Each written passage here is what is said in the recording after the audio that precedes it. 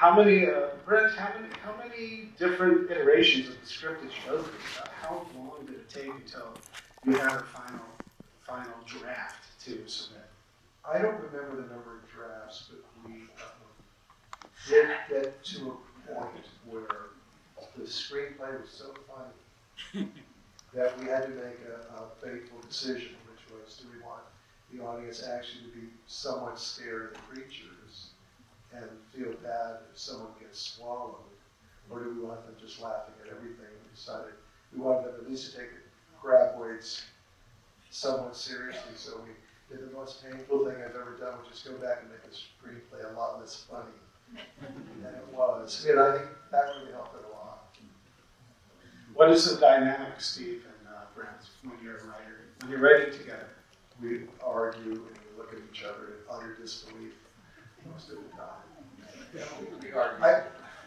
I want to add something to Steve's story coming up the other day. As he said, he was working out at the Naval Weapons Testing Center in the summer when we were in film school. And so years later, when Steve and I had written a number of movies that had actually been made, thinking that's how Hollywood worked, you write a script and then make it. And we were unhappy to varying degrees with everything that was made because it wasn't really done the way we would do it. Nancy, our agent at the time, and later manager and producer, said, "We'll come up with your own idea, stop whining."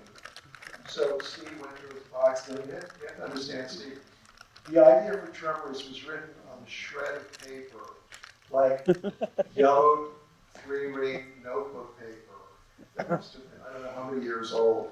It was a little scrap of paper, and on it said about what would it be like trapped on a rock if there were creatures under the sand. So that was the beginning of Tremors. And yeah, that's what we showed Nancy. And Steve had this incredible childhood where he would hide out at the movie theater as much as possible on the weekends. So we knew every monster movie there was. And I knew almost none of them other than The Crawling Eye and King Kong. So I didn't really have an interest in monster movies. So I said to Steve, if we're going to write this thing, then at least let's have the characters be kind of real and kind of amusing and people we can relate to rather than the stiff. There's always the stiff scientist, and there's all these stock characters who are really boring. We thought, well, we can make these guys fun in a real way, then maybe we've got something. So that was really the beginning of it. Now, Nancy, how instrumental were you in getting this through the channels at Universal? I know Gail Anker got involved as executive producer.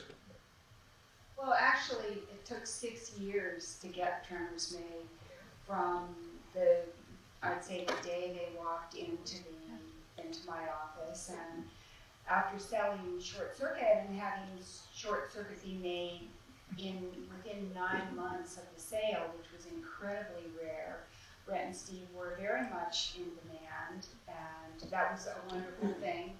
But they're both really original thinkers, and something you should all know is that Short Circuit was really written for Ron to do. And Ron graciously stepped aside because he was making educationals at the time. And Tremors was sort of a promise to, bring Ron into where Brent and Steve had come, although he's incredibly talented, as you can all see. So from this 3/4 of a page, we tried and they were writing A-list movies for Steven Spielberg. We tried to get everybody to understand the pitch of what this was, and they could not get it.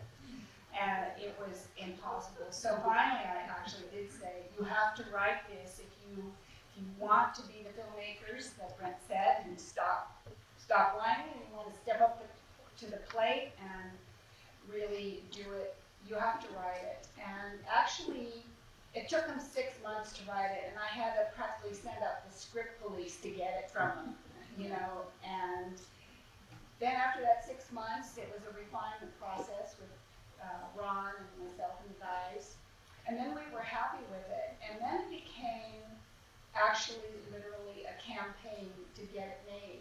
And I was working, I had friends, many colleagues who were doing well in business, and one of them was a friend of Amy Pascal, whom you all know who he is now, and her name was Ellen Collette. And she was working for Gail and Hurd, and it was actually Amy Pascal who said to me, why don't you give this to Ellen? And I did. And at the same time, and I gave it to Ellen because Gail at the time had formed a company with Jim Cameron called Pacific Western. And they were going to do $10 million films in which they were going to give opportunities to new filmmakers. And I thought it would be, if anybody would understand this picture, which was really a genre cruncher, because as Brent said, it's very much this unique blend of comedy and horror. And Tom Pollock was the head of production at Universal at the time when we pitched him the idea, and he was the one who greenlit the film, so he gets a lot of credit for doing this. He said afterwards, he goes, well, what is it? Is it a monster movie? Is it a horror movie? Is it a buddy comedy, action, adventure, kind of cowboy? What is it? And we said, yeah. well, somebody who was very helpful in that process, you as film people may know, is a gentleman who passed away this last year was Jim Jacks. He was associated with the Coen brothers, and how this actually got made was Gail and Hurd. I went to Gail and Hurd, and then I went to Jim Jacks, and I lined them up, and they literally stood behind the movie to Tom Pollock for these new filmmakers, and that's what it took. It took 6 years and that lineup to get this made. Now, once you got the green light, Ron, I hear that you didn't jump up and down enough. You didn't have enough enthusiasm. You almost left the gig. I did. I went into a meeting at Universal with all of you, and I didn't act like what they expected a director to act like. And so they said, gosh, can you direct a movie? He doesn't seem like a director. And actually, Tom Pollock, to his credit, before he was the chairman of Universal, he was George Lucas's attorney. And he said, well, actually, George would have acted like that in a meeting, so maybe we should give him another shot at it.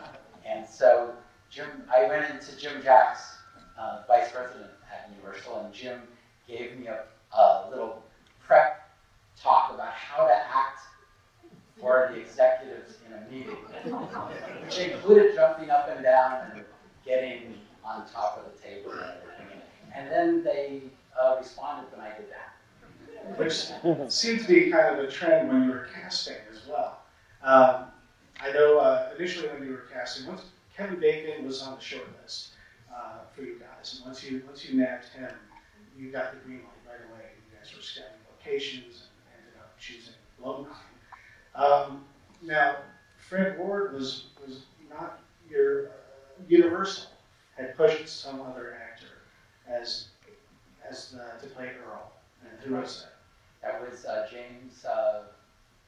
James Garner, and they really wanted James Garner for Earl. And that's what our reaction was the same, Michael. It was like, what? Can we all have a collective, oh my God? But we later found out that actually they were just trying to work out his lawsuit with Rockford Files. And so that went away. So, Finn. Oh, yes. Yes. So, President accounted for. So, when you get the script, it's you have a background in soaps, correct? I like to say theater, but okay. So. Yes. Right. I've been on soap prior to this movie. And Hollywood comes calling, and here's this spectacular script about killer underground worms. What was your first reaction? Well, not that this is a spectacular film, as much as what? And I was doing a play at the Old Globe Theater in San Diego, and would come in, called Saratoga by Terrence McNally. And so I was coming in on Mondays, dark days, to audition for things.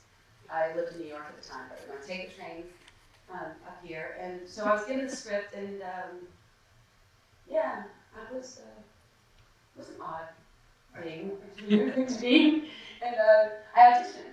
And I was on top of the table. Do you remember that? And under the table, and around the table. And I didn't know that there was any humor or comedy in the script. I took it deadly seriously. And in fact, I maintained that for most of the shoot. But in fact, I don't know if you put this in your piece, but at one point we were shooting something, and I turned to Kevin and said, "Are we in the same movie?"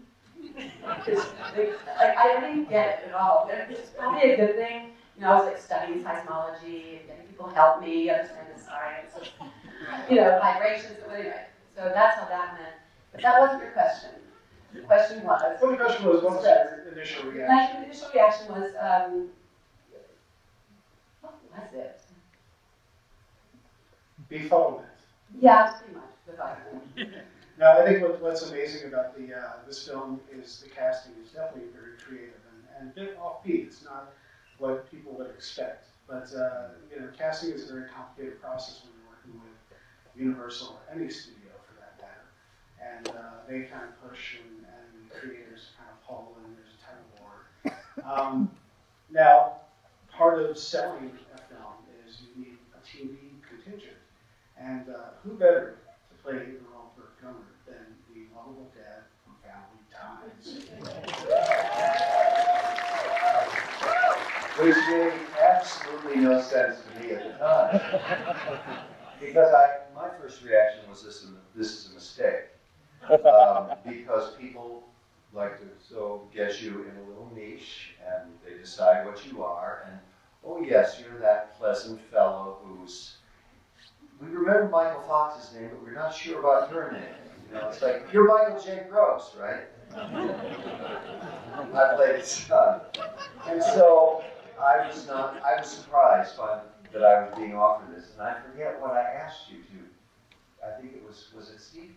Well, all three of you make it in the room. And I think I said, if I didn't say it, I felt like asking, why am I here? And I was just curious as much as anything because you get put into these little boxes.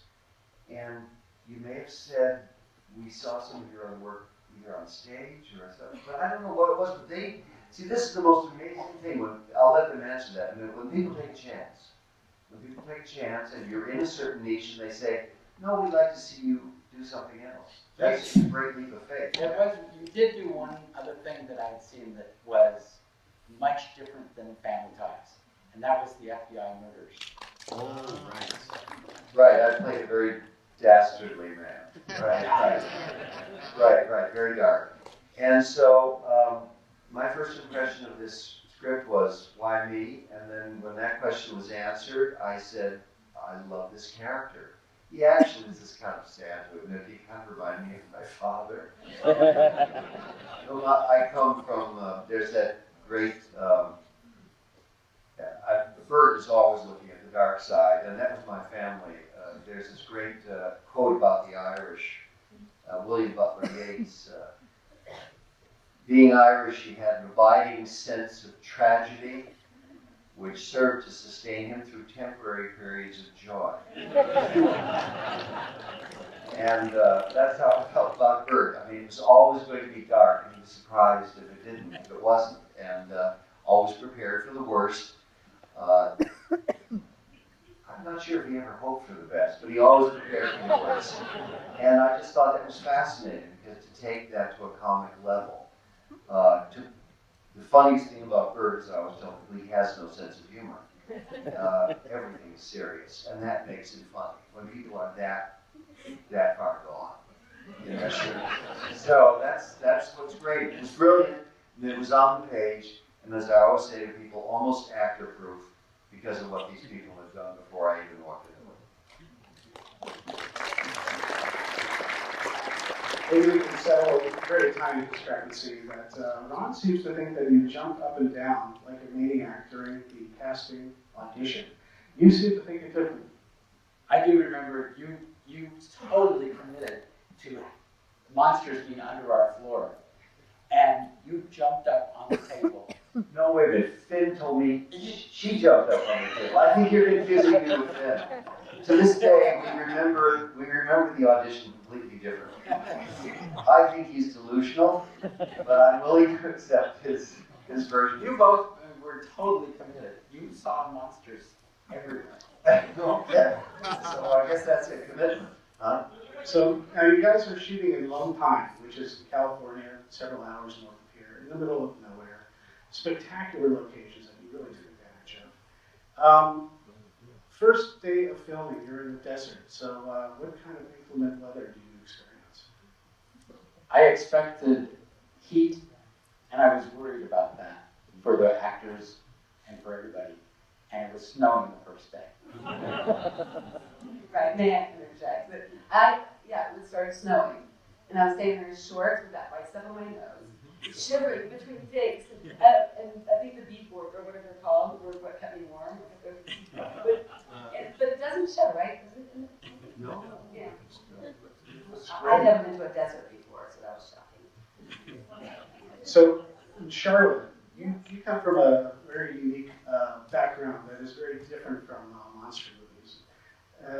Such TV shows, a lot of TV shows like Little House on the Prairie, the Waltons, and a variety of wonderful TV shows. And now you find yourself in a monster movie. What kind of experience was that for you? Well, I did do Eraserhead.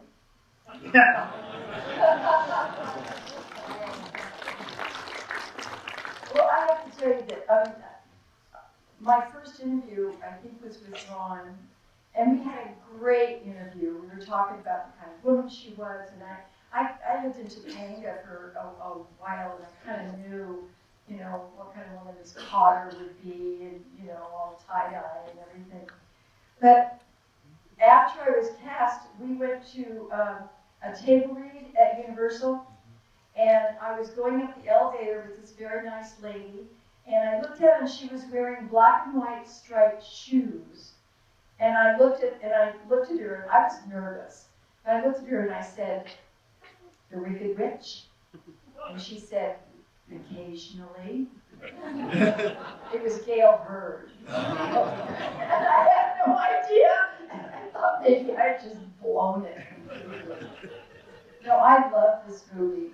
And I love the humor especially, and the consistency of the characters. I mean, with Michael and Reba McEntire, they were great. Weren't they great together?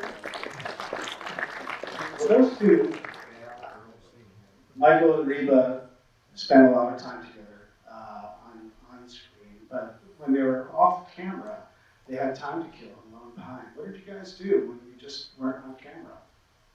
Michael? We ate chicken fried steak like everybody else in Lone Pine. That's basically what happened up there. I will give you a little bit of inside information about Reba. She is addicted to ketchup. That is that's one of her favorite foods in the world. She calls it an entire food group. And the only way we could eat food in Lone Pine, frankly, was to smother it with ketchup, as I recall. But we had a great time.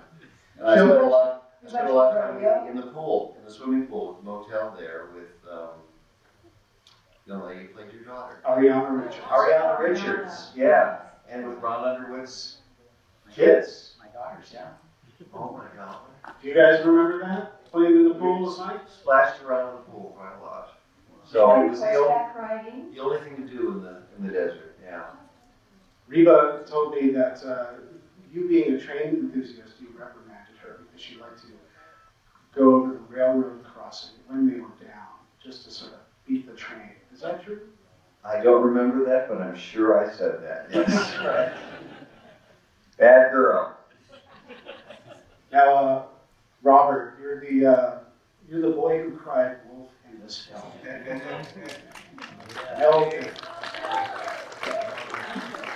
don't know if you look on YouTube, you can find a wonderful Melvin meme out there. How does that meme go? You want to give me a taste? Way to go, dude. I was just telling Ron, it's funny, when I had to do that in the movie, I was like 15, I had it all figured out, right? And he goes, okay, you gotta say this line. I'm like, Ron, come on, man, I can't say this line. He goes, it's not cool. Just do it one time. We probably won't even use it, right? I'm like, fine, okay. Way to go, dude. You go, great, print, and it's in. And like half the people that said hello to me tonight had me sign Way to go, dude. It's on YouTube. There's about 10 or 20 incarnations of it with like 50 to 100,000 hits. And then there's a Sparta remix that was just sent to me to techno music for 2 minutes. And he's going, yeah, yeah, yeah. So next time, my lesson was, whatever I want to say, and the director asks you to say along, you do it 100%. Way to go, dude. Way to go, dude. Now, Conrad and Richard, you both have the wonderful position of having been eaten by graboids. Let's have a round of applause. That's true, and I do have a couple of good stories I want to tell here, and that is that first of all, when as opposed to everybody else who says, "Oh my God," I was thankful to get a job. But anyway, when I first went into Reed, I went through the whole thing, and then when I got to the part where the graboid was eating me, I started screaming, and I just went to the floor. And then I got a call back, and just before I went in, and Brent and Ron was in there, and Gail and Hurt was in there, and I guess you were in there with that callback too on the, I didn't remember, but anyway, as I got ready to go in, the casting director, who's very making nameless here, said to me, excuse me, when you get to the part where you're dying and screaming, do me a favor, I've got a really severe headache today, could you not scream? Well, that's the whole role, okay? So I went in, and here's all these people sitting behind the desk, and I get to this, I'm doing the dialogue, I'm running the dialogue, and then I get to the part where I was supposed to, and I went, excuse me, the casting director asked me not to scream because she has a headache. Yeah. And so anyway, then the first night we were out there shooting, they dug this big deep hole in the ground. They had an air bag in there that, as I stepped on my mark, the bag would release, so I would start going down. And BB would be trying to save me. And the first time we went in to try it, they lost all the air in the bag. And I went crashing down to the bottom of that hole. And all that dirt came down on me. So, but anyway, I'm so thankful to be up here with this panel and with these writers and producers.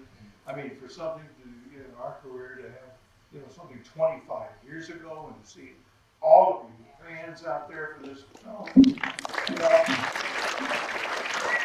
All of that.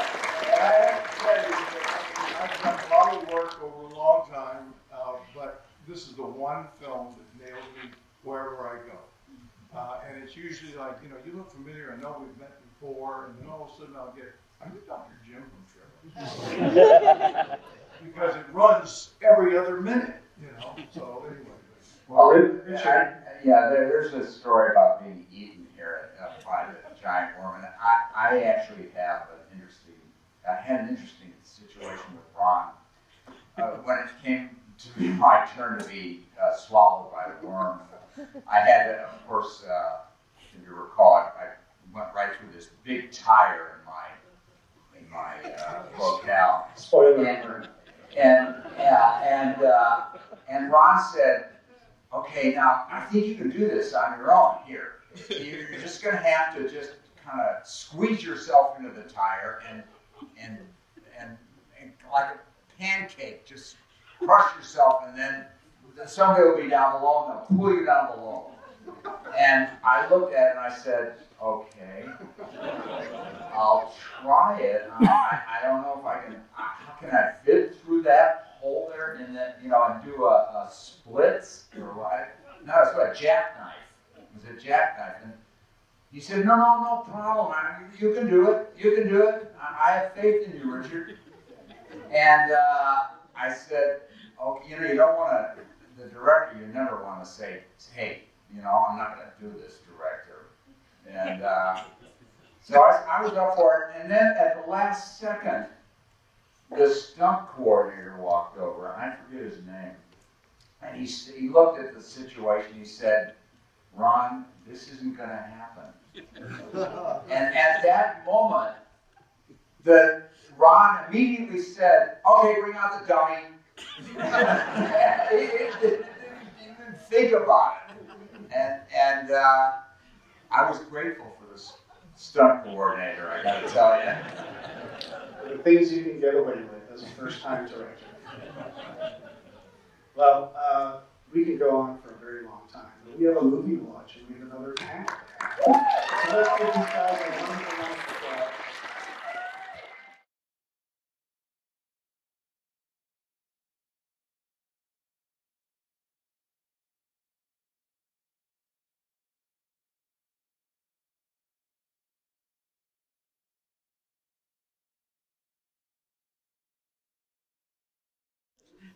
Well, this is a fan-driven film. I think because this movie is so entertaining and so full of unexpected twists and turns. That's why people come back to it over and over and over again.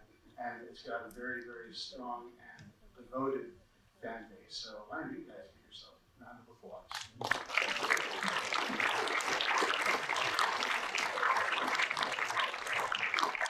Does this film need any CGI, audience? No! Practical effects. Ron, you told me in the past that this film is powered by bulldozer technology. We dug a lot of holes out in the desert, and that's how most of the movie was made. And we had a lot of holes, and actually, it would be so easy to fix some of the little technical problems today. When Kevin takes off with his bomb for the cliff at the end, the whole to have that creature underground there, it was all just a big mat. So he was running on a mat, so you see the ground moving under his feet. But so we were doing, kind of simple ideas of digging holes, the trench, or the hump moving and following the characters was just a ditch dug in the ground with a boat buoy, tied to a pickup truck, and then dirt mats over it, and we just drive that thing around, and that was one of the most effective effects we had in terms of those physical effects. But it was really all the miniatures by the Skotek brothers and Creatures by Tom and Alec that really made this thing so believable.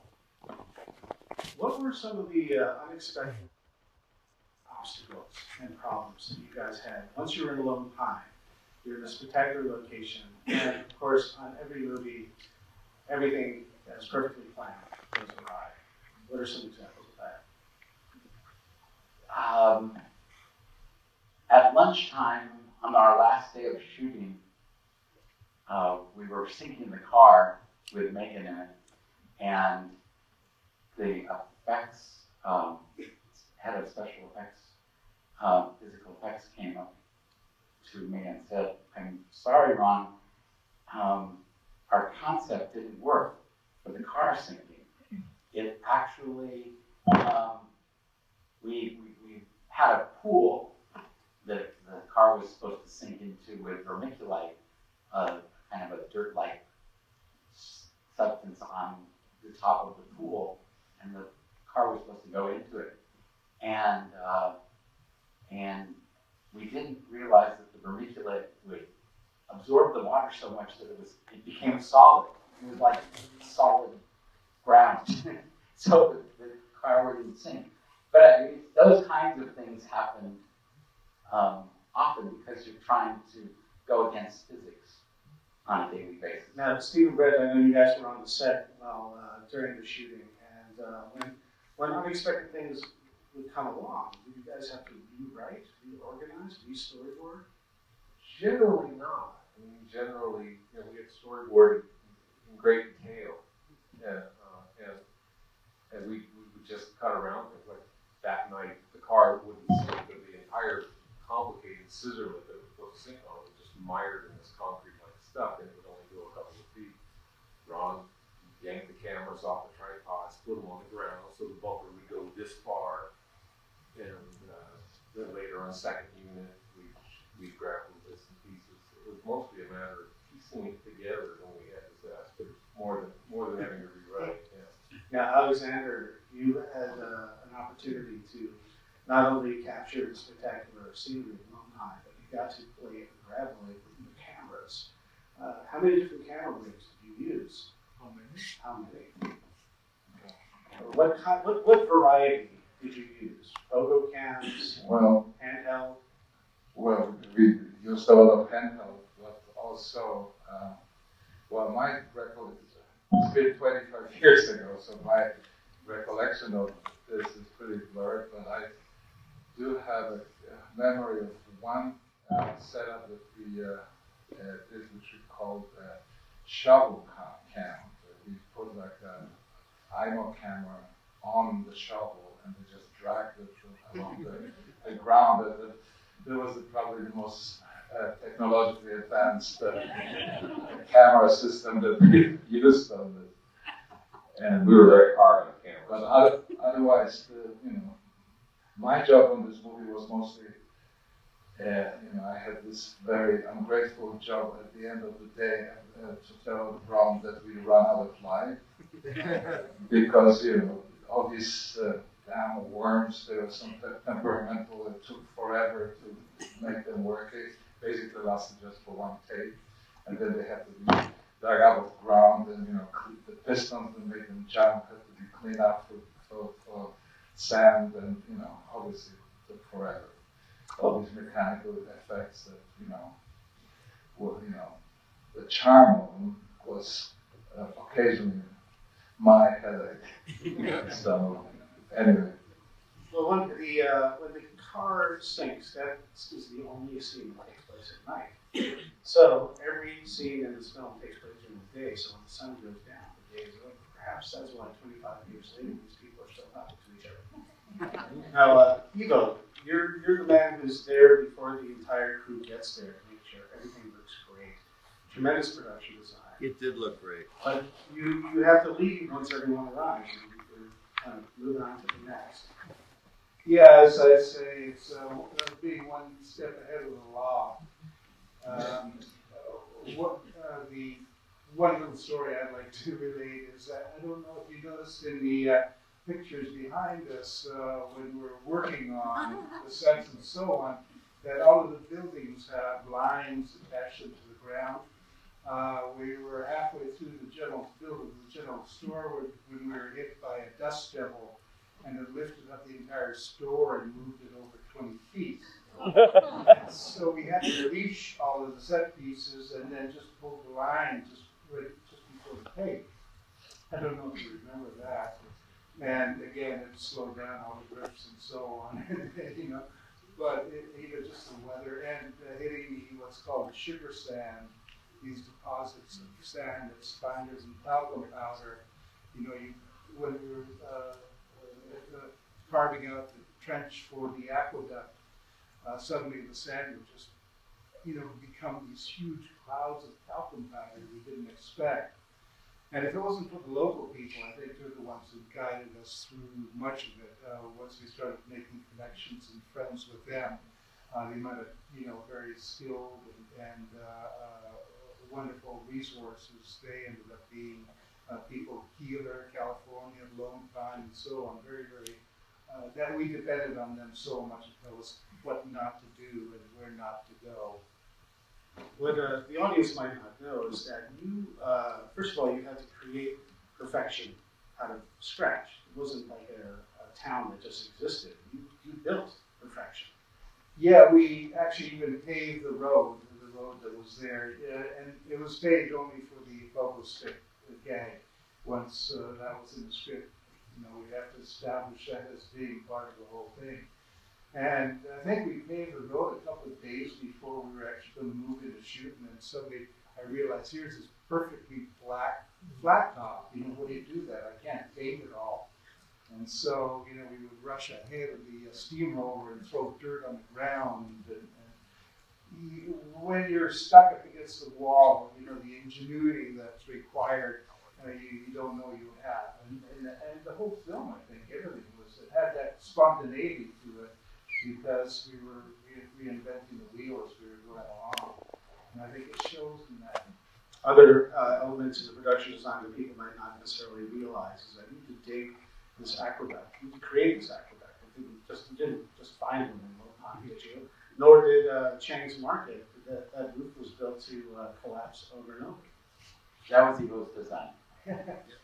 Yeah, as a matter of fact, that entire rock and roll roof, as we called it, there was one PA underneath there with all these ropes attached to a whole bunch of cinder blocks, and we spent the entire day there just going up and down with these ropes tying the whole thing. It was all hinged on Winnebago coil springs, with 6 big plates on the roof, held up by scaffolding towers and one PA. So you definitely earned you $75 that day. Ella, Tom, and Alec, you guys were involved. Your pedigree before Tremors was Aliens, Terminator. Right, yeah. Our pedigree before was working the Sam Winston, so we worked on movies like Terminator, Aliens, Predator, and a bunch of other ones in between that we don't really trip on the tongue as willingly as those three. But I had been there for 5 years, and I think Alan had been there for 4 years, and we just had the itch to move on and do some other things, and last of which was to create our own shop. But some of the other things we went off to do were taking a lot longer than we thought they were going to take, and we needed some money. So, But that's not to say that we were slumming by doing this movie, because we were actually out of work for quite a while. I think we did like an episode of Monsters, the Laurel Entertainment movie, and Gail Ann Hurd contacted us because we'd known her for quite a while and said, you got to check out the script. It's, you know, about giant worms. And we said, yes, please. Send it our way. Thank you. And we were just blown away by the script. And we were like, you know, all over it. We've got to do this. This is the movie for us. There's nobody else that will do this movie as well as we will. And, you know, we met with the guys, with Steve and Brent and Ron, and, you know, they said, can we have a meeting at your shop? And we didn't have a studio. So we were like, well, where are you guys? Why don't we meet halfway? We'll meet at the Marie Callender's until we play. And we just kept doing that until we got paid. And then we went to our friends at K&B and subleased space from them until such time that we could get our own studio. But we lied our way into the job. but it was the only time we ever lied. That's a lie. The creature creation, how many iterations did you guys go through? Is this, when you look at the final graboid and the initial designs, how many designs did you go through? It's pretty close to what we ended up with. I think the initial design, it had the whole head would retract inside the body, separate from all the tentacles, and we thought that'd be another cool level, right? The whole idea that Brent and Steve had was that, you know, you think the tentacles of the monster, and you find out, wow, there's a whole another level with the creature underneath, and we did some sketches and sent them over to Gail's office. And the word that came back was she passed them around the office, and they were deemed to be too phallic looking. The women were seeing the faxes and decoy, is the story I heard. Well, it actually looked like a penis in a sweater. And nobody wanted that in their movie, surprisingly.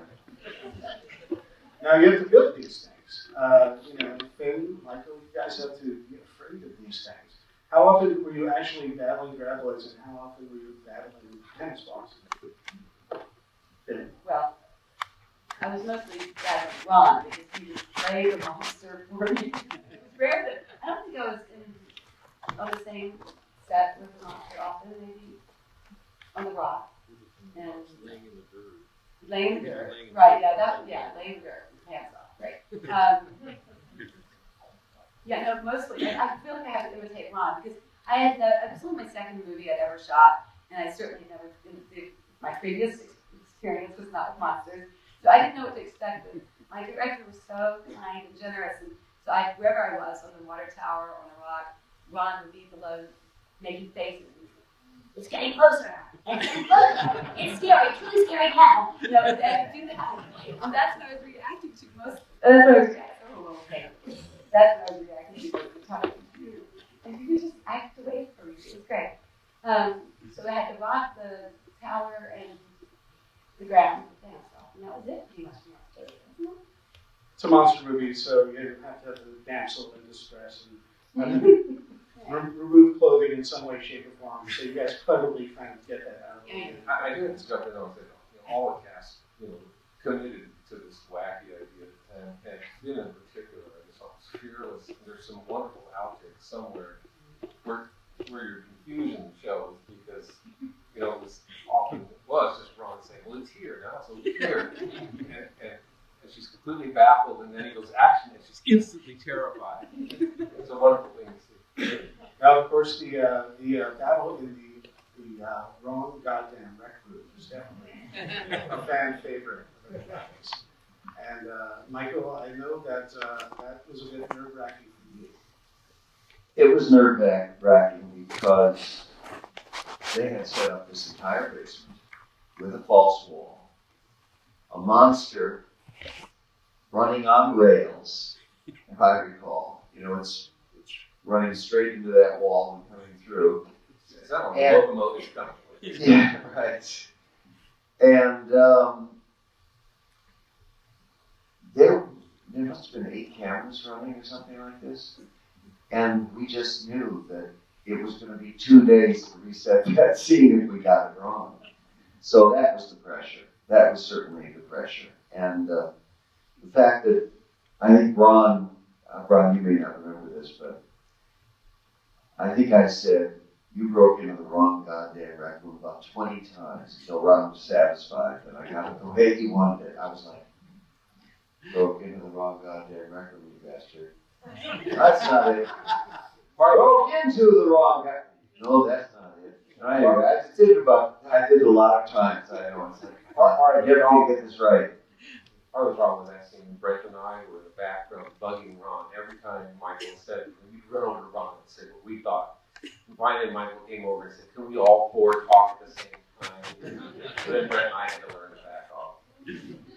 No, but that was one of the things that was great about this, is you were always there in the right way, because up until the last moment we shot, Brent and Steve and Ron were all there to say, let's tweak that line a little bit, or let's try this a little differently. It wasn't set so in stone that you couldn't try things. There was a feeling of spontaneity on the set, which was nice. It didn't mean we could do whatever we wanted.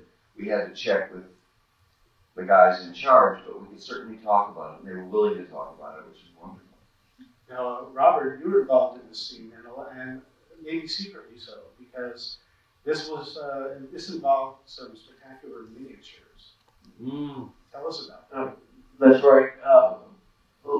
A large part of that sequence are all miniatures, and Michael, that after that big boom, there wasn't a lot of action with the full-size critter. They didn't have to do a lot, and so we had to duplicate half of that basement, all those pieces.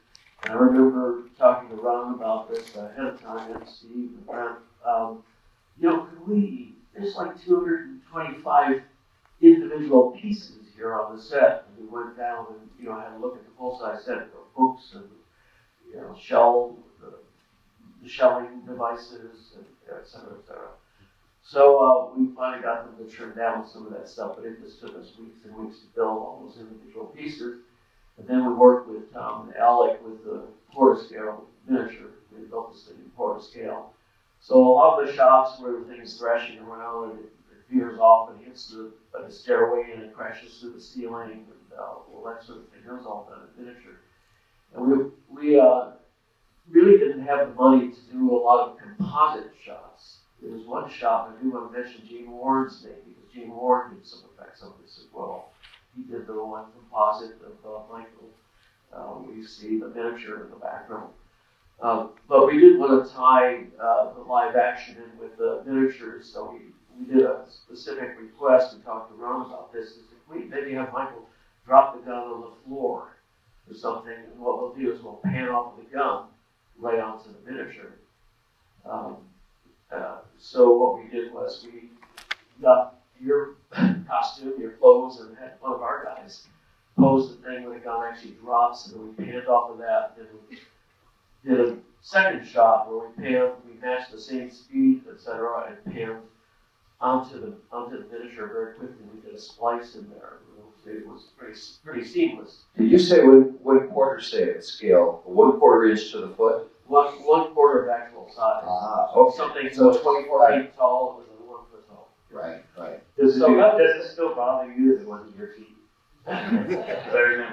Well, he set it up. He set it up. We talked about panning off with him, but it just became one of those time constraints. So we, like I said, it was a way to get one continuous shot where the impression of the actor was right there. It was a great idea for a shot, and I have used that now in almost everything I've ever done since then. Well, I said it would be a great shot, and we could do it, but at the time, I'm like, what did I say that for? But sells very, very well.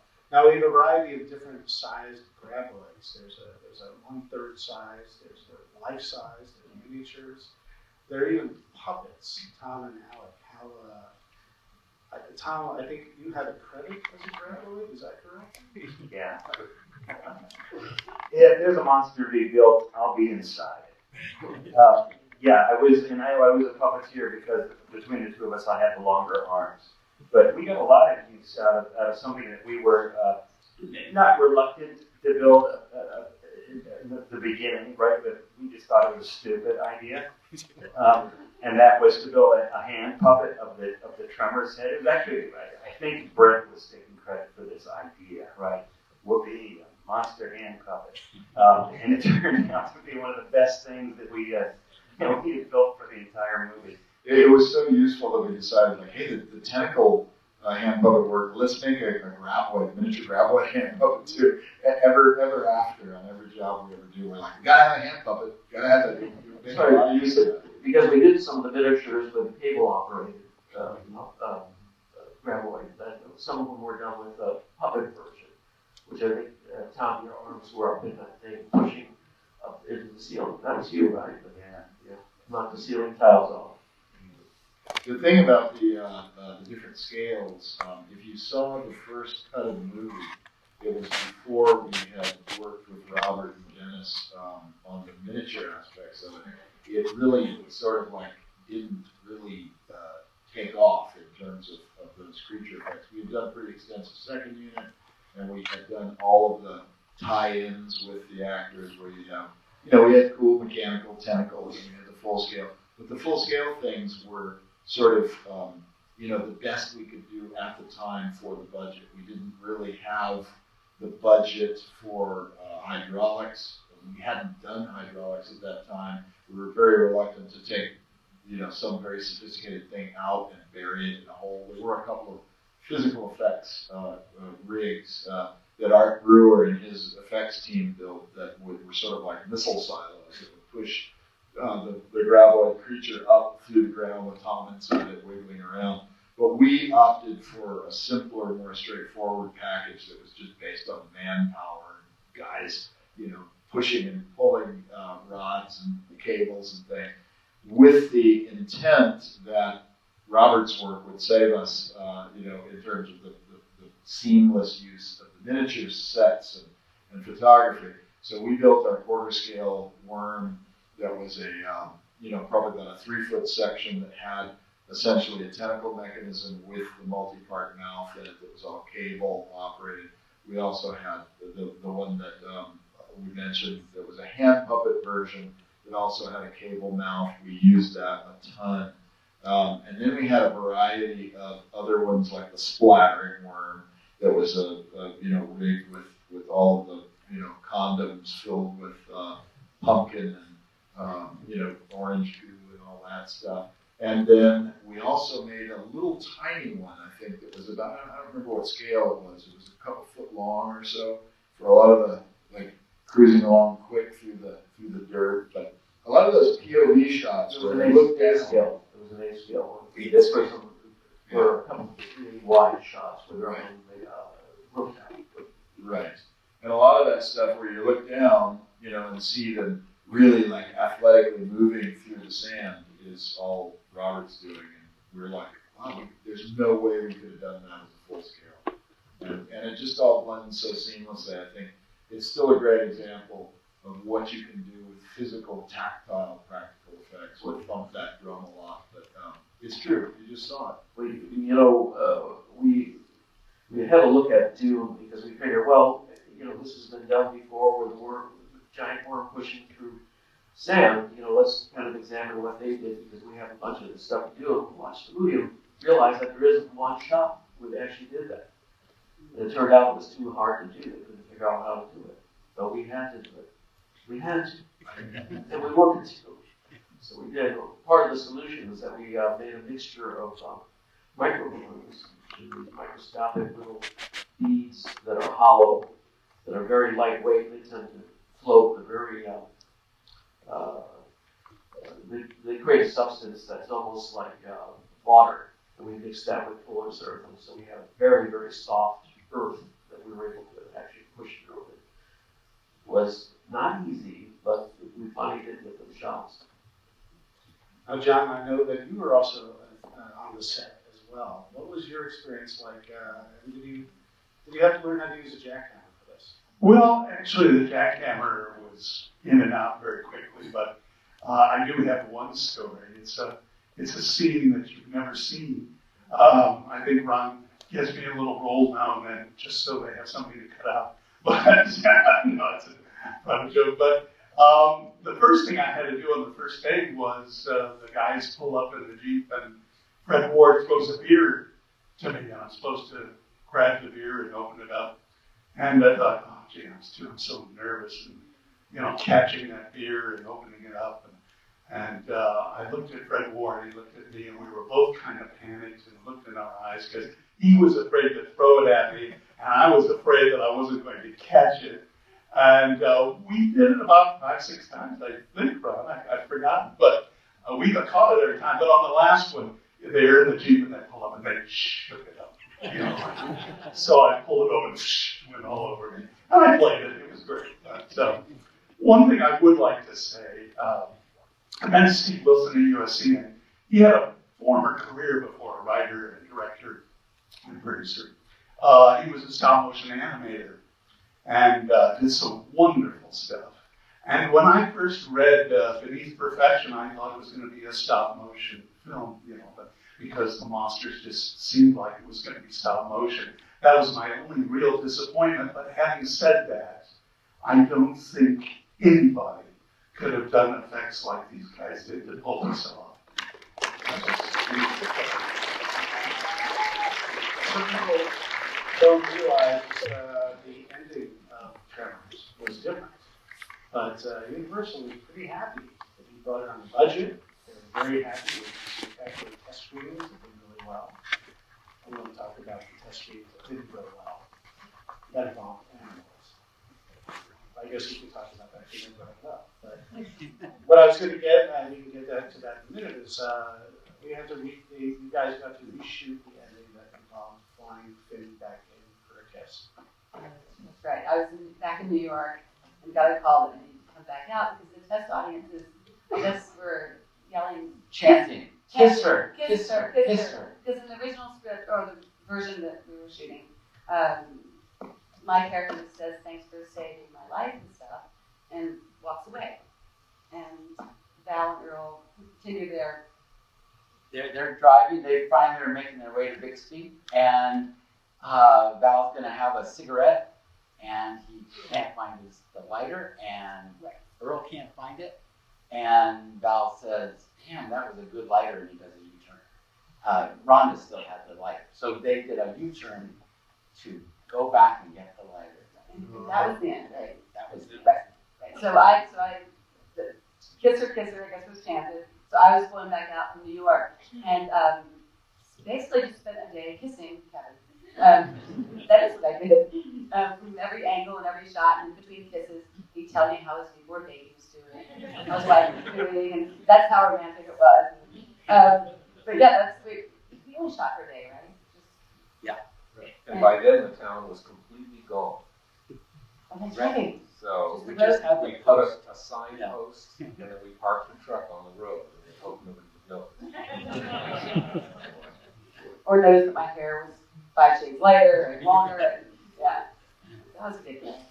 Now, test screenings were really, really, really positive. You guys were over the moon for that. But the Universal wanted to make a couple changes, and some specific changes just changed things drastically. How did that happen? Well, they wanted the kiss to happen at the end of the film because the audience was chanting "Kisser," but also they always struggled with not knowing what the creatures were, where they were from, and that was something that we thought was so wonderful. And Brett and Steve wrote it to not have that ever discovered, because that's what would happen in a short time like that. But they really wanted to have an explanation. So we shot a scene that was out in the desert. The camera follows an aerial view of an earthquake fault, and in the opening, and then there's a sign advertising Las Vegas, and an earthquake starts happening, and the sign is shaking, and supposedly the creatures are released by the fault moving,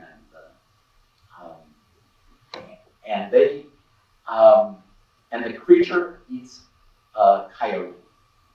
And that was the end of this prologue that we shot out there.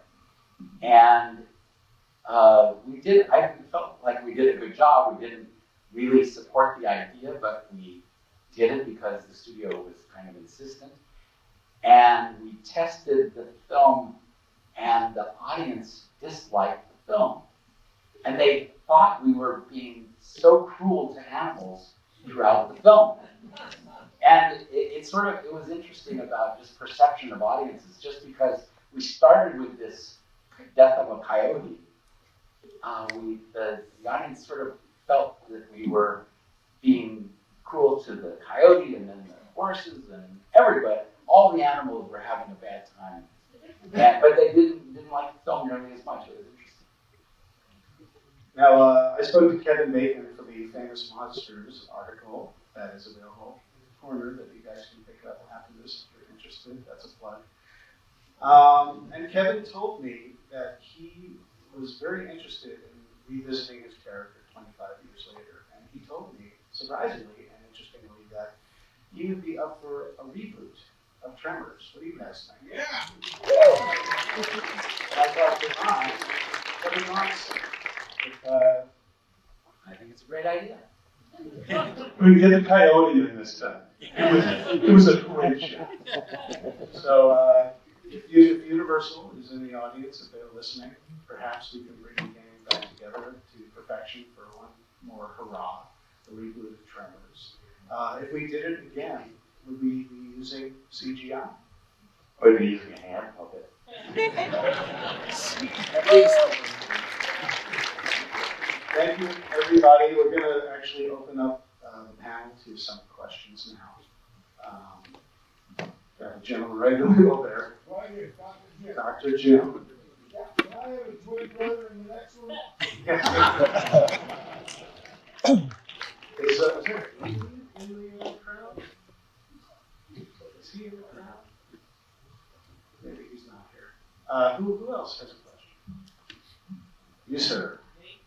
One in the stripes. One in the stripes, please. I wonder if you could talk about the reason being such a huge part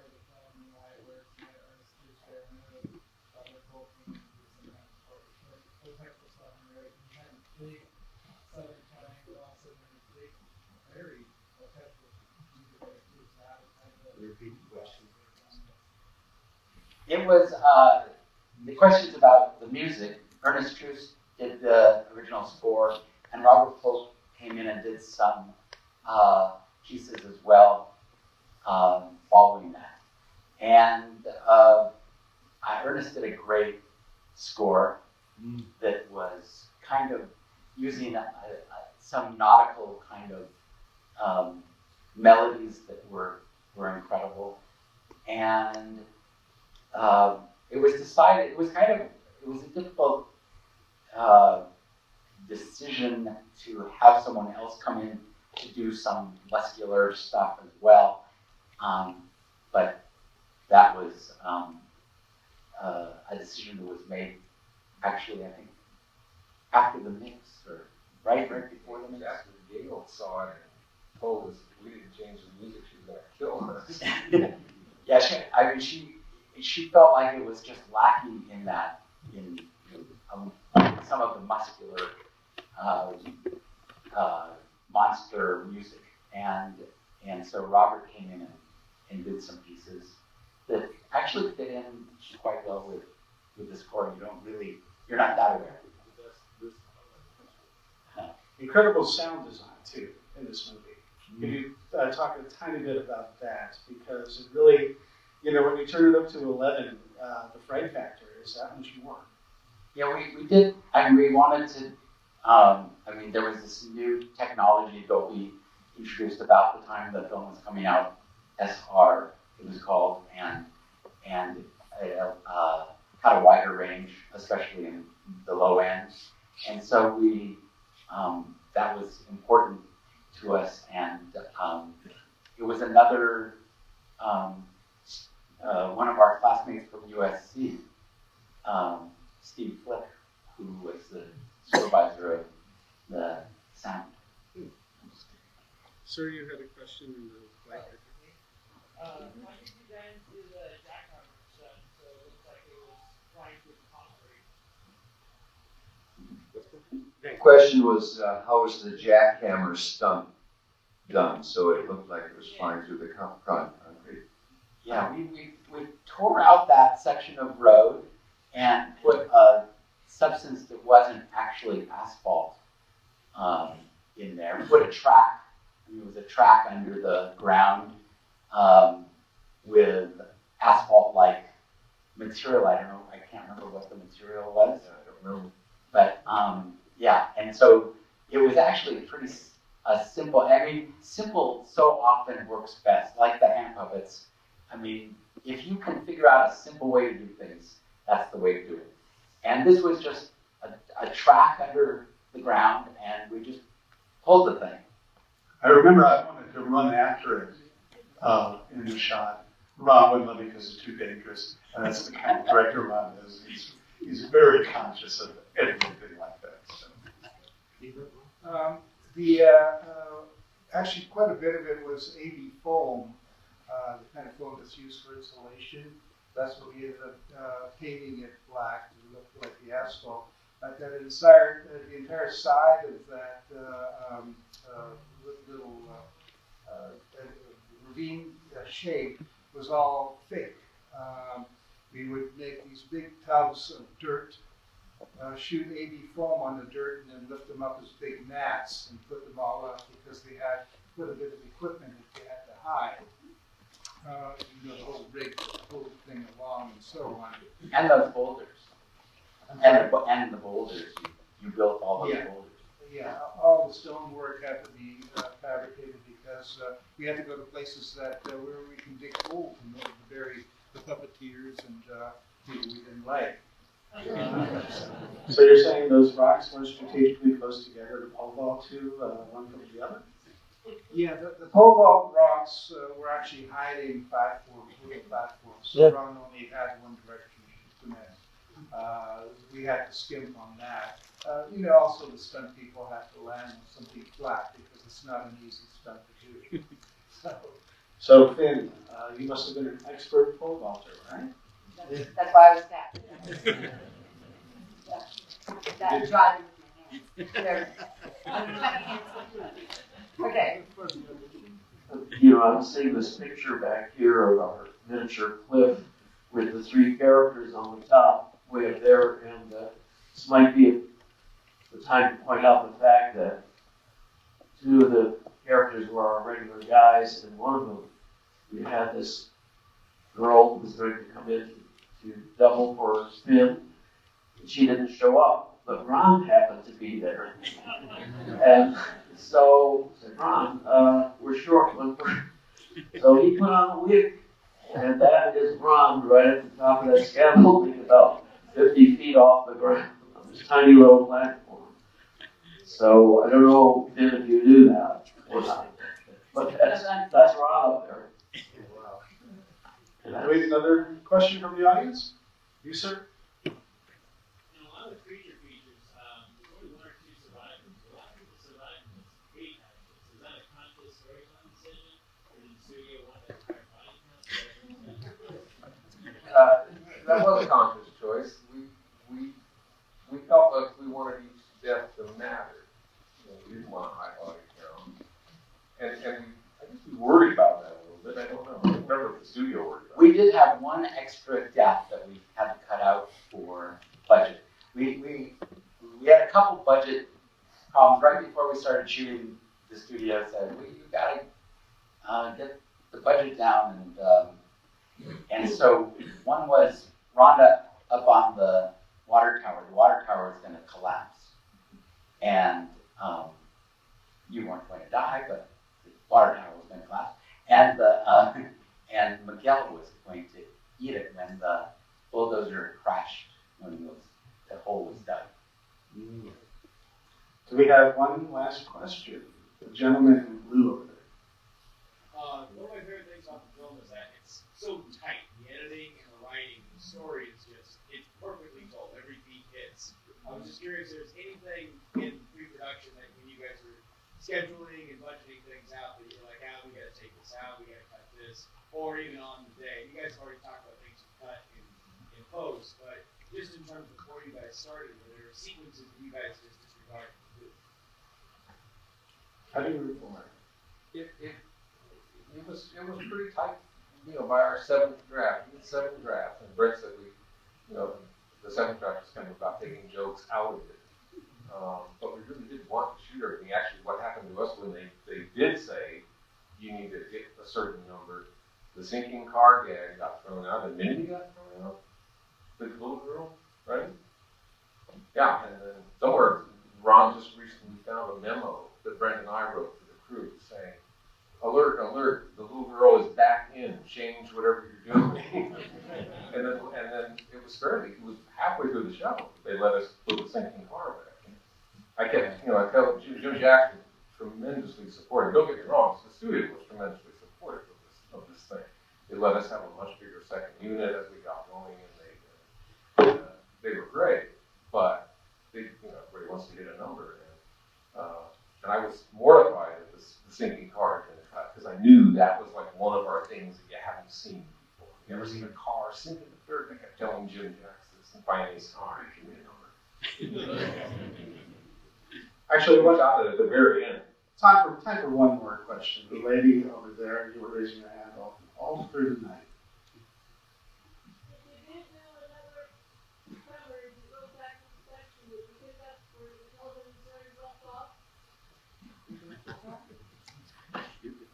If we went back to perfection, would we pick up where we left off? On the television series. Oh, on the series. Well, the series sort of ended, really abruptly because it got canceled. So Brett and I would have to think about where we were at that moment when they call us and say you're done.